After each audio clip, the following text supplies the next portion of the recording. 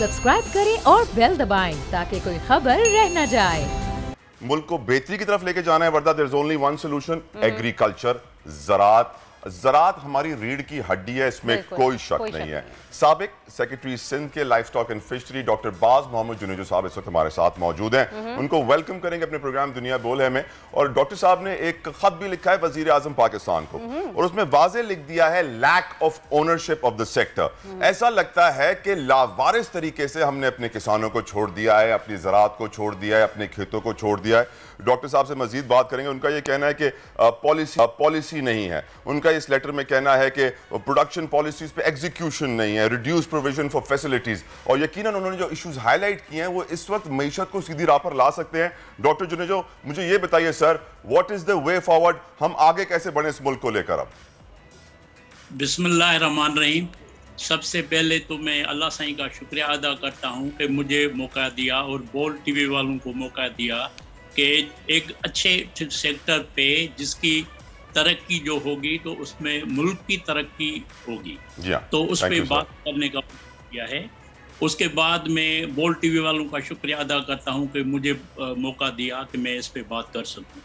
Agriculture sector जैसे आपने बताया बड़ा अहमियत का हामिल है। इसमें एग्रीकल्चर सेक्टर जो है एक बड़ा वसी सेक्टर है। इसमें जो एग्रीकल्चर सेक्टर की एडीपी में जो हिस्सा है वो 23% तक एडीपी में एग्रीकल्चर आता है। उसके बाद जो 40% तक जो सर्विस मुहैया करती है, लोगों को जो एम्प्लॉयमेंट देती है, वो एग्रीकल्चर सेक्टर देता है। एग्रीकल्चर सेक्टर जो है उसमें agriculture crops, live stock crops, fishery, forestry, ये इसमें आ जाते हैं। और मैं थोड़ा इसमें एक और अहम बात करूंगा कि कुदरत ने, नेचर ने पाकिस्तान को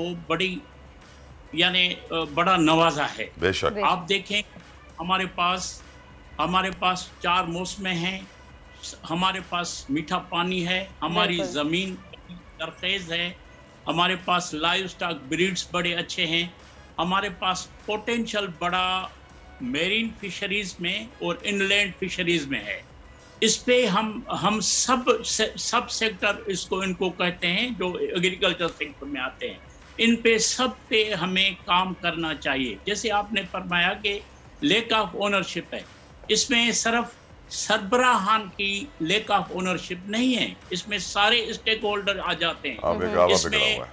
इसमें सरबराहान से लेके, क्योंकि बड़ा स्टेक होल्डर तो सरबराह हैं, जैसे सीएम है, पीएम है या मिनिस्टर साहब है, वो हैं।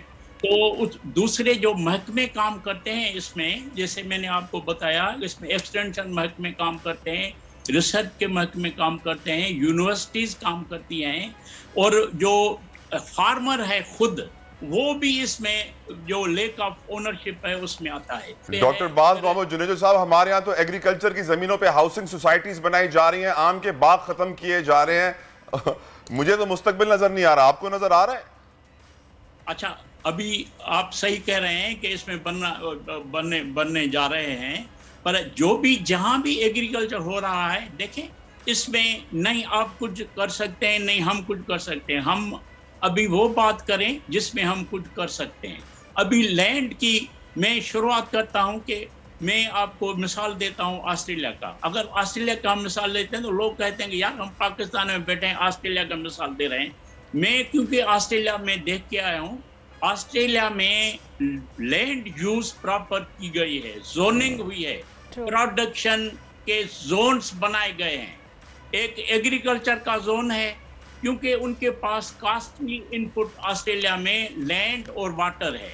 जहां प्लेन लैंड ज्यादा है उसको एग्रीकल्चर जोन किया गया है, और एग्रीकल्चर जोन में फिर एक और जोन बनाया गया है जिसमें कास्टली फ्रूट्स और ये कास्टली क्रॉप्स उगाते हैं जो सारी दुनिया को एक्सपोर्ट करते हैं। और वो जुनेजो साहब, ये तो सब इस वजह से है क्योंकि वहाँ की मैनेजमेंट सही है ना, मैनेजमेंट प्रॉपर तरीके से जोन बना रही है। हमारे यहाँ तो करप्शन इतनी है, ओनरशिप मालिक है, वाली वारिस है, हम तो लावारिस हैं। हमारे तो डॉक्टर बाज मोहम्मद जुनेजो, साबिक secretary Sindh livestock and fisheries, thank you so very much for this time. आज वक्त हमारे पास कम था, फिर किसी दिन आपको अपने स्टूडियो में बिठाएंगे।